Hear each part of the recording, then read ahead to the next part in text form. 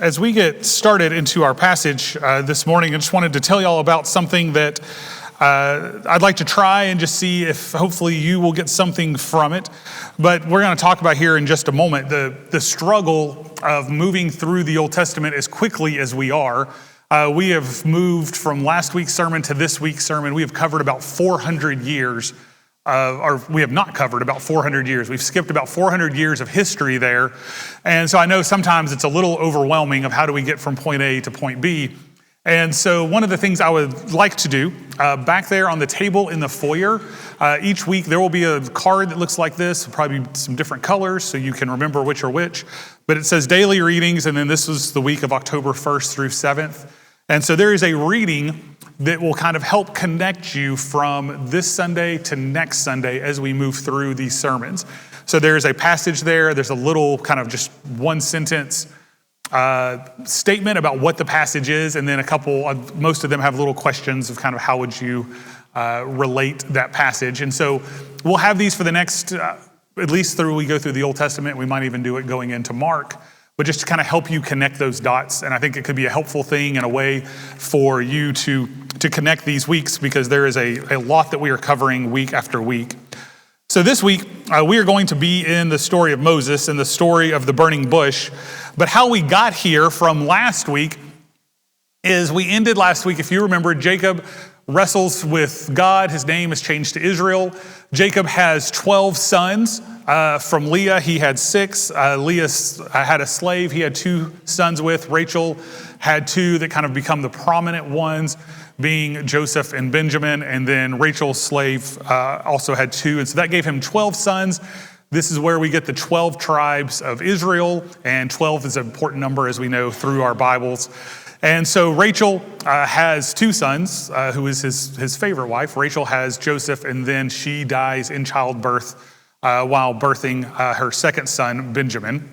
If you remember the story, Joseph is sold into slavery by his other brothers because he's just kind of cocky, is the nicest way to say it.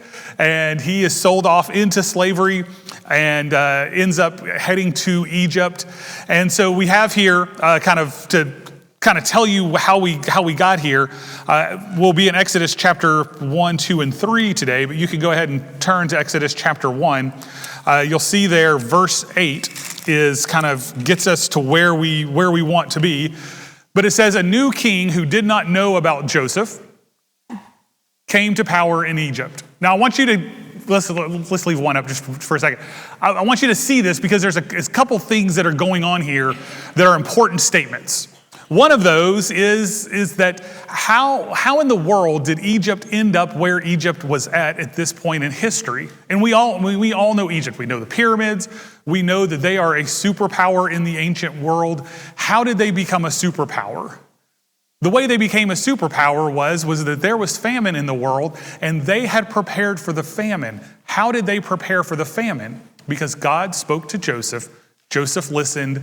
The leader, the king, listened, and they became the central place in all of the world through Joseph. And so we get to this passage, and it tells us a new king doesn't even know how his country got where they are. He doesn't know the history. He probably doesn't care about the history, or he would have known the history. But he ends up there, and one of the things that we also know about this verse that is a bit confusing is we don't know who this king is. If you look back and you kind of study archaeology and you look at some of the history books, they think this is probably Ramses II, but we don't know.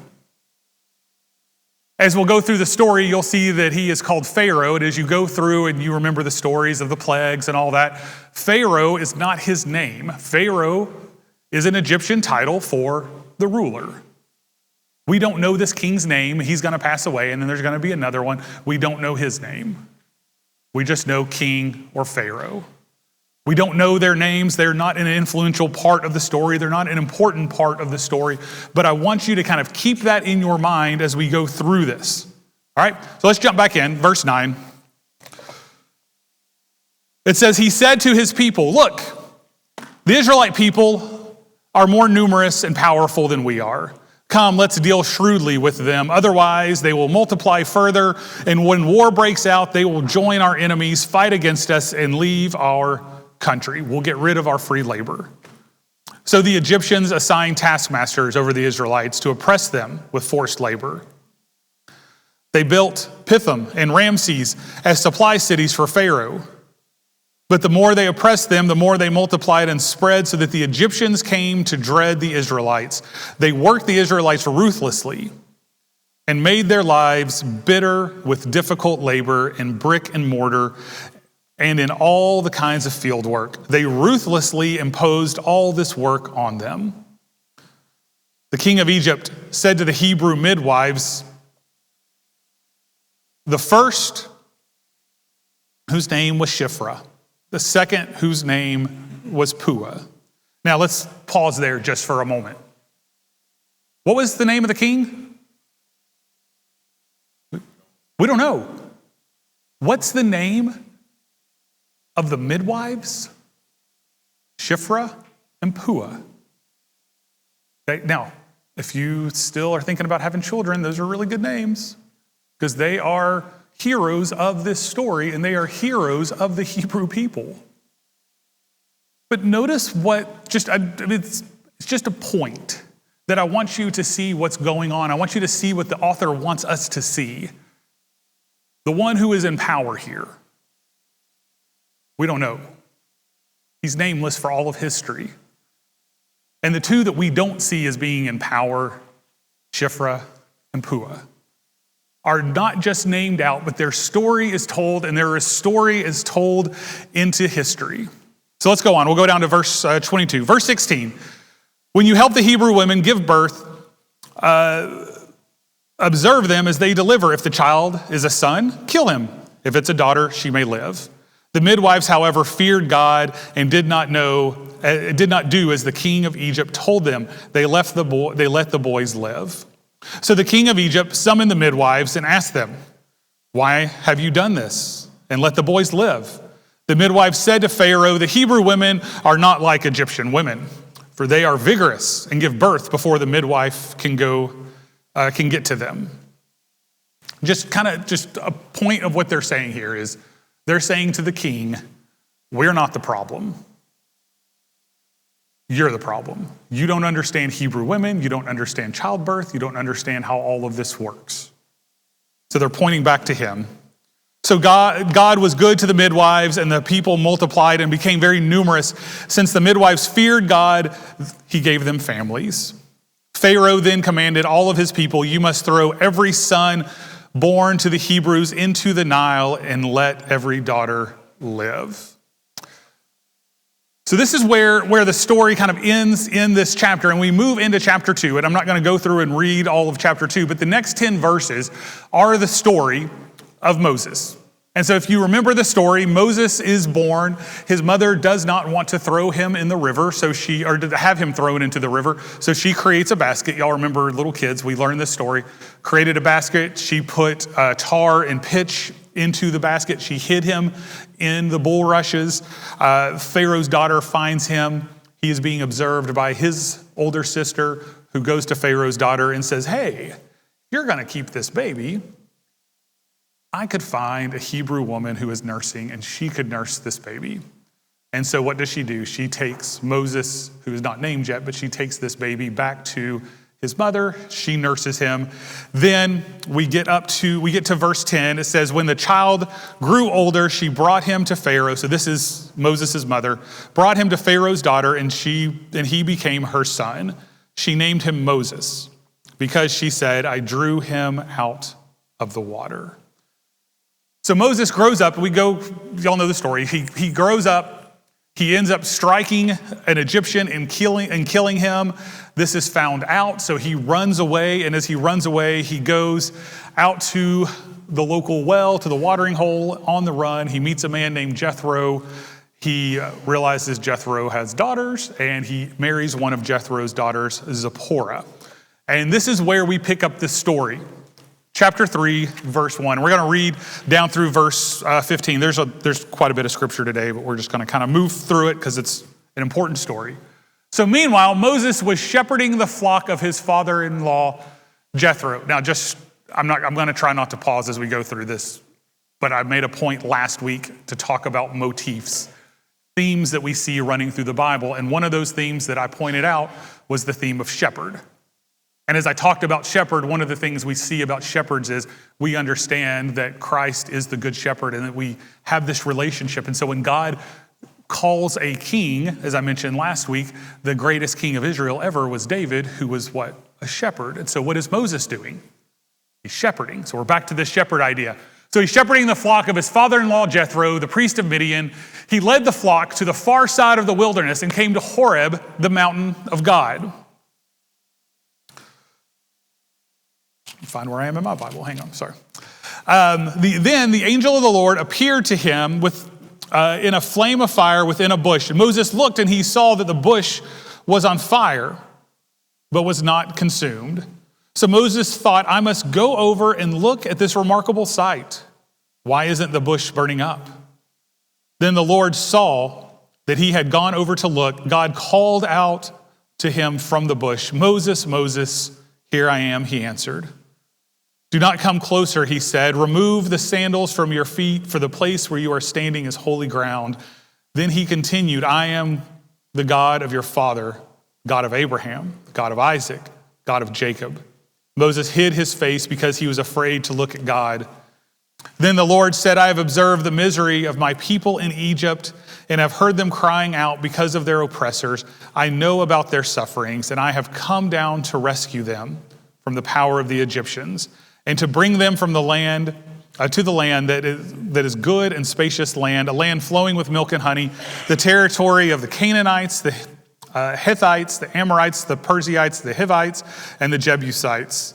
So because the Israelites cry out, or the cry out for help has come to me, and I have also seen the way the Egyptians are oppressing them, therefore go. I am sending you to Pharaoh so that you may lead my people, the Israelites, out of Egypt. But Moses asked God, who am I that I should go to Pharaoh and that I should bring the Israelites out of Egypt? He answered, I will certainly be with you. This will be the sign to you that I am the one who sent you. When you bring the people out of Egypt, you will all worship God at this mountain. Verse 13, then Moses said, if I go to the Israelites and say to them, the God of your ancestors has sent me to you, and they ask me, what is his name? What shall I tell them? Verse 14, God replied to Moses, I am who I am.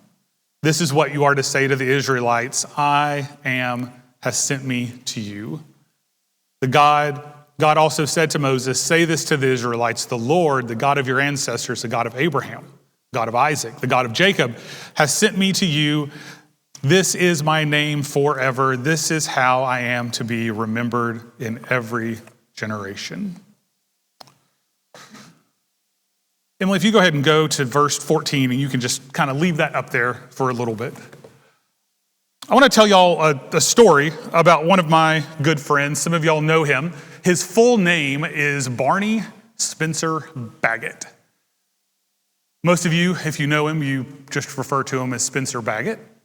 But Spencer, well, let me tell you Spencer's accolades, because Spencer's a great guy, and I'm about to give him a hard time. So let me talk Spencer up first, all right?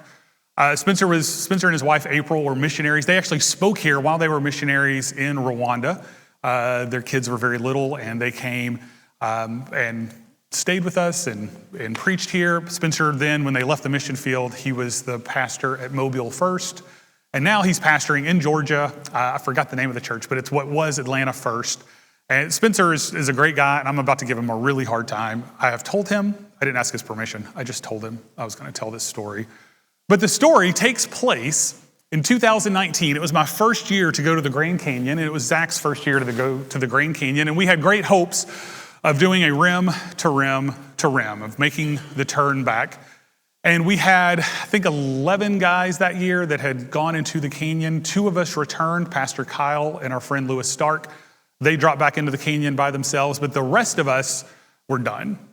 We were in pain. It was a rough day. It was the first time to experience anything like that. I think I could speak for Zach and I. We were just completely overwhelmed by the difficulty of what had just happened to us. And when there's a van there that can take you back to the other side, you're like, I think that's the right choice for me right now. The problem was that year, of all of us that had dropped in, it ended up there were 9 of us that needed to ride back in one minivan. Now, I say 9, but we also had a driver of the minivan. So there were 10 of us in a minivan.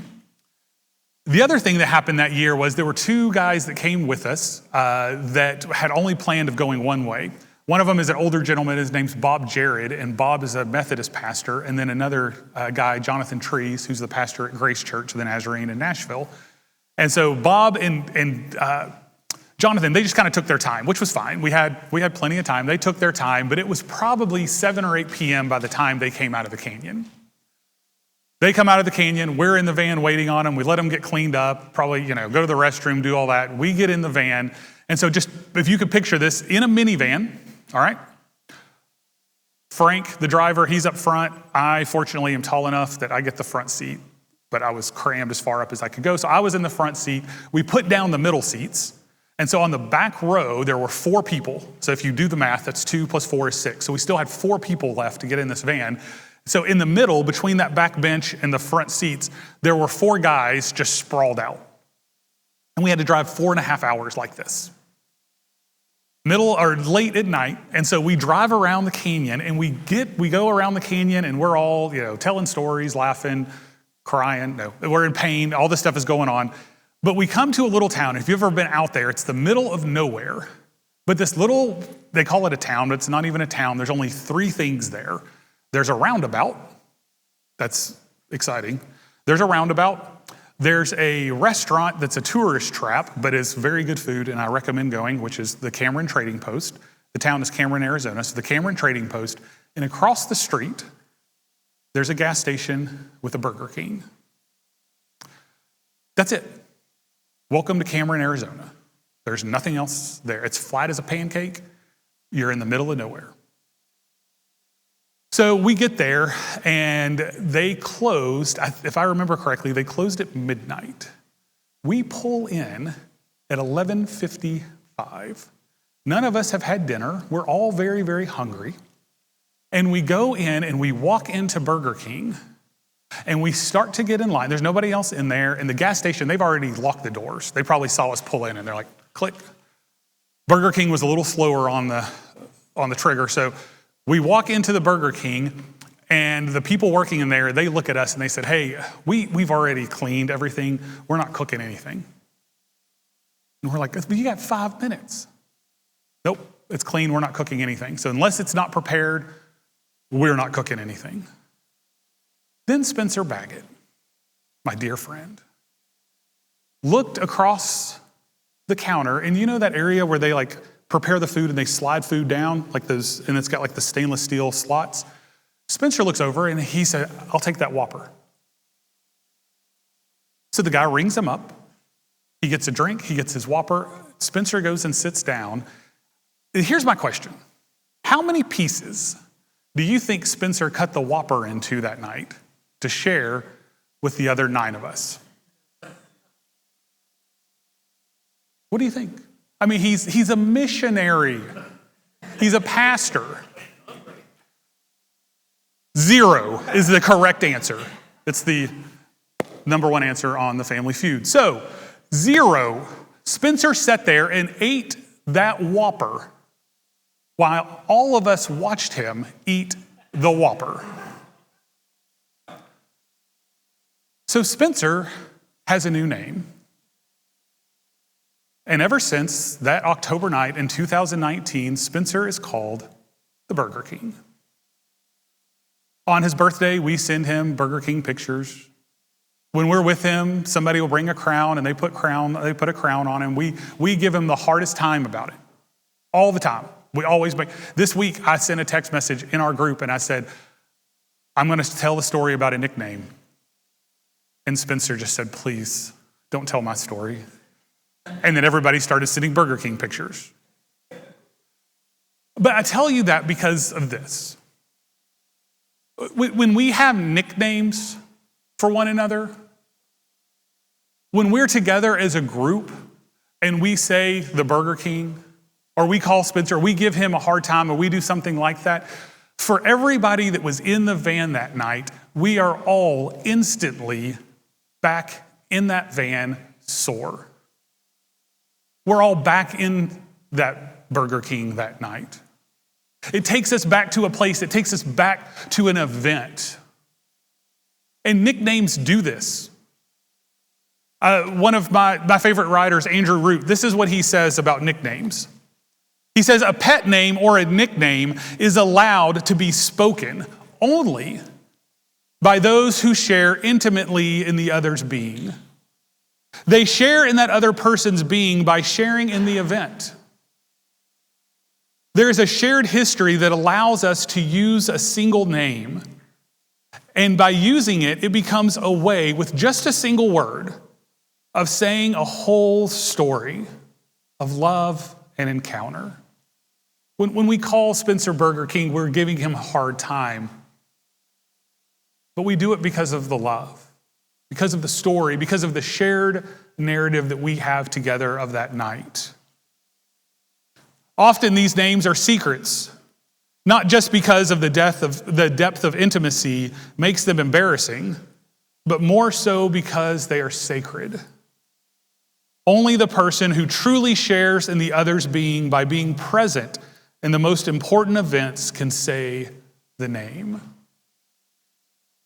You see, nicknames do that. And we have friends that we have nicknames. We have friends that we call different things, and we know that's part of our shared story together. And the incredible piece about nicknames that we understand, or pet names, and those things that we call one another, is when we say them, we're coming together as a community. It's an inside joke because we were there, we were present. And so part of what we understand about this divine name of God, the reason when God proclaims and Moses says to him, "Who do I say said this? Whose name do I go in?" God says to him, Yahweh, I am who I am.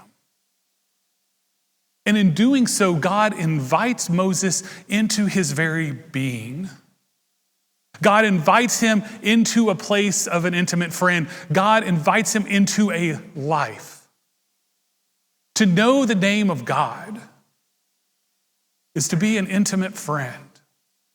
It's to be invited into a story. It's to have a place in God's being. Now, for most of us, we grew up in a world where we were told something about the Jewish faith. That Jewish people will never say the name of God. And we think to ourselves, well, that's a little legalistic that they don't say. We just sang a song, and if you've ever been to children's camp and you've heard the kids sing the song that we sang earlier and they yell, Yahweh, Yahweh, and you think God did not come down and strike all of them with lightning, why would you not say the name? Well, this understanding of a nickname helps us understand their understanding. Andrew Root goes on to say the name is to have God's being. Those who do not know the intimate acts of God, his saving love, not respecting the events of God's arriving, haphazardly calling him by name. For Moses to speak God's name then is to have the whole story.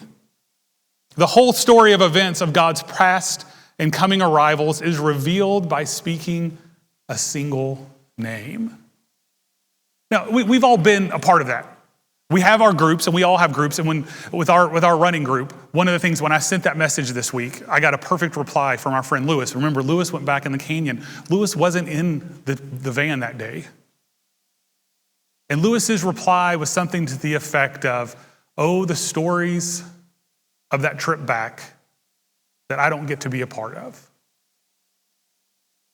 Oh, the stories of the trip back that I don't get to be a part of. And a Jewish person would say to us, saying the name of Yahweh is like the outsider in your group using the joke that only the group knows. And sometimes when that happens, y'all remember, somebody would come in and they'll say kind of your inside joke, and you're like, you weren't there. You don't know what we're talking about.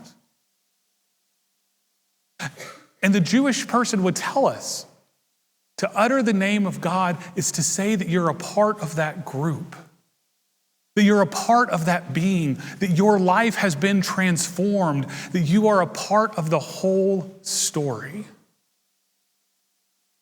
And to them, it proclaims an intimacy that scares them to death, that should scare us.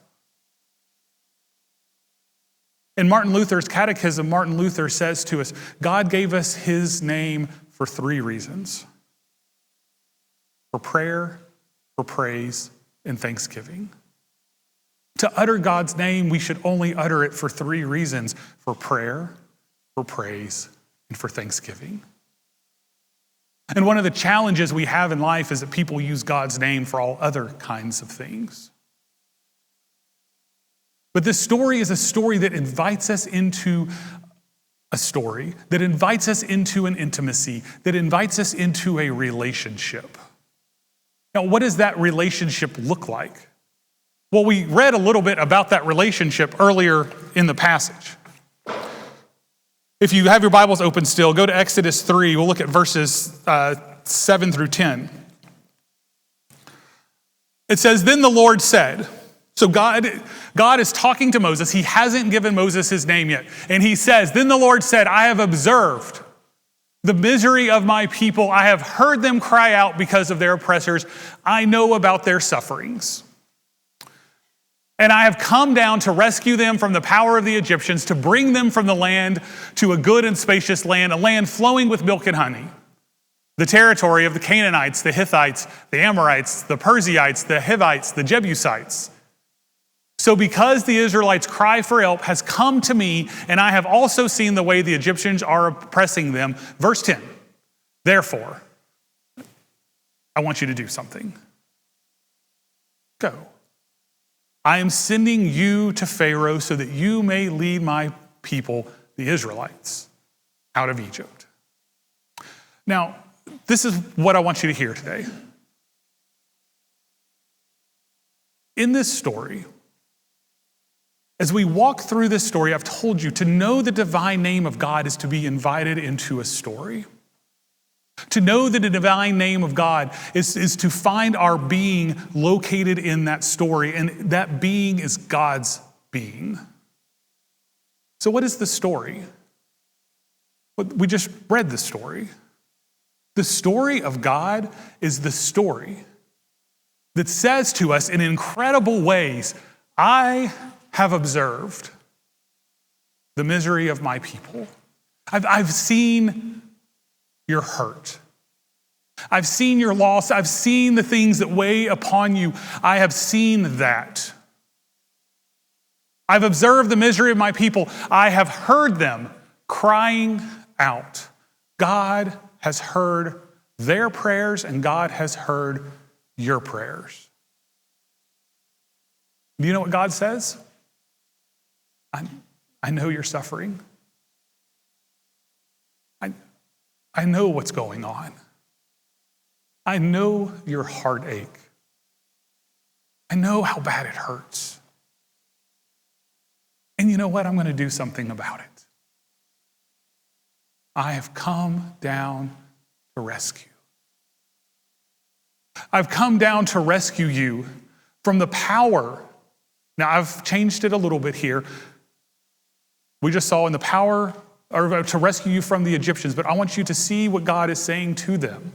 I have come down to rescue you from the power of bondage, from enslavement, whatever it is that is weighing down upon you.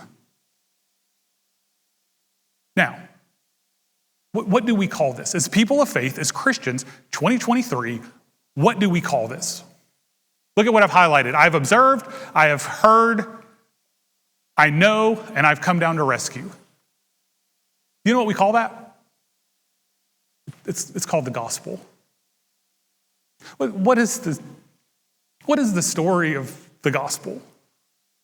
Well, the story of the gospel is that we have been separated from God, and that there's sin that has bondage, that has weighed our lives down, that has separated us from God. And we cry out in the pain of being separated from the one that has created us. And guess what? God hears that prayer.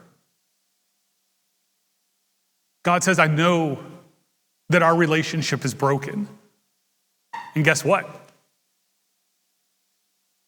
I've come.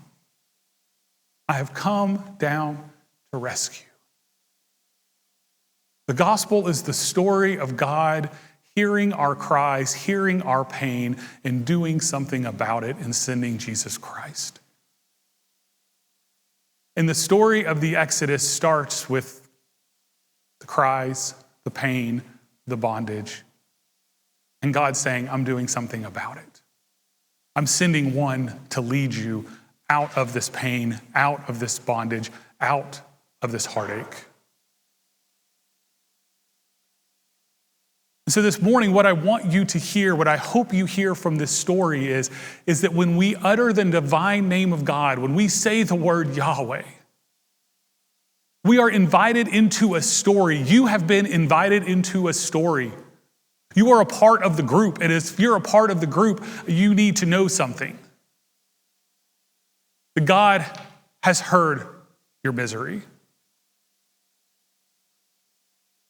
That God sees the pain that you're in, that God knows about your sufferings, but God has sent someone to rescue.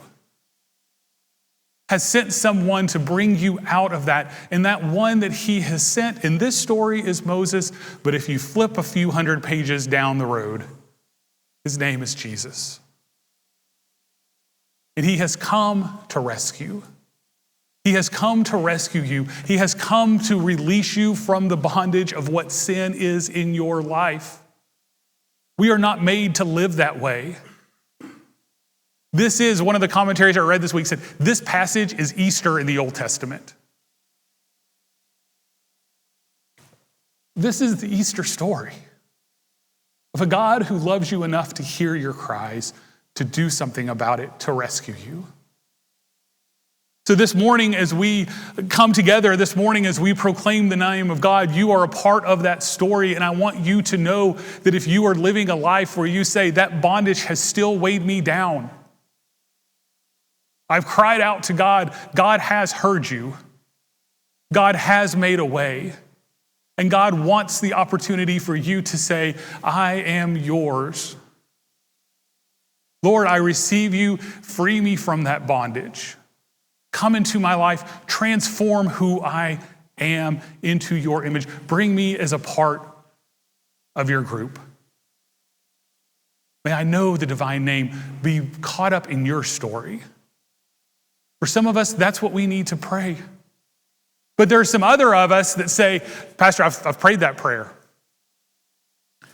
That's incredible. And I'm one of those. But the story doesn't end.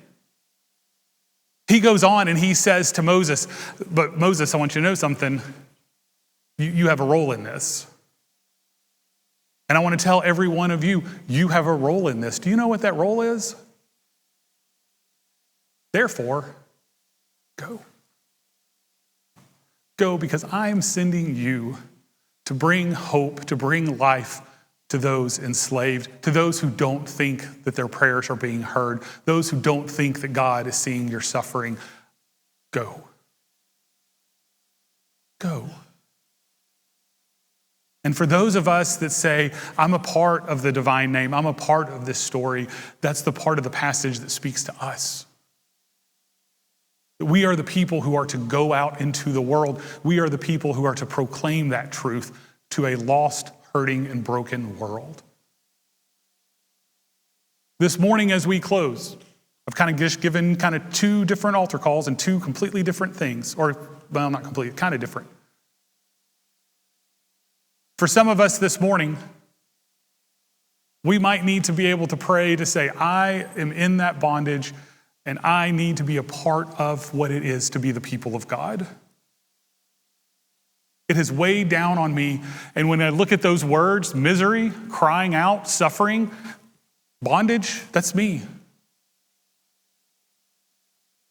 If that's you this morning, I would love to pray with you. Pastor James would love to pray with you. Or if you just need to pray with you and God, whatever it is that God is moving on you, to just say, God hears your cry. And this morning, as we close, if you want to pray with a pastor, Pastor James will be right over here, and he would love to be able to pray with you.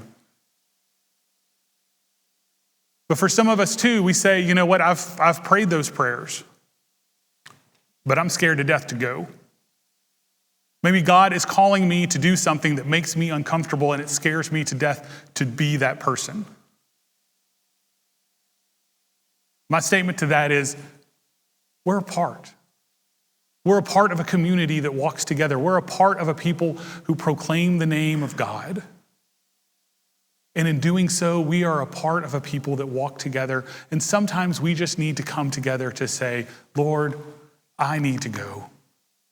I need to be someone who's willing to go out. I need to be someone who's willing to talk to my neighbor. I need to be someone who's willing to talk to the coworker, to share my life and what God has done in my life with them. But that scares me to death. And maybe we need to find a place to pray this morning and say, God, I know somebody who's suffering. I know somebody who's in bondage. I know somebody who's miserable. I know somebody who's crying out. Lord, help me to go to them. Not because I want to manipulate, because I want to show them that not only do I love them, but they are loved by God. And maybe this morning we just need to find a place, and these altars, as y'all know, it's a great place to come and just say, Lord, help me, give me that strength to go. So today, John's going to come as we're going to sing. If you would like to be anointed for healing, as most of you know, I will be right down at this altar. I will be happy to anoint you for spiritual, emotional, physical, any way that you want to be anointed. But hear me. God has observed. God has heard you. God knows about whatever it is that is holding and pressing you down. And I believe all three of those with all my heart, and I believe the fourth one as well. God has sent his son to rescue. That this story is the story of that rescue. The rest of the Old Testament is the story of the rescue. The New Testament is the story of the rescue. God has come so that we might have life. Let us stand as we sing.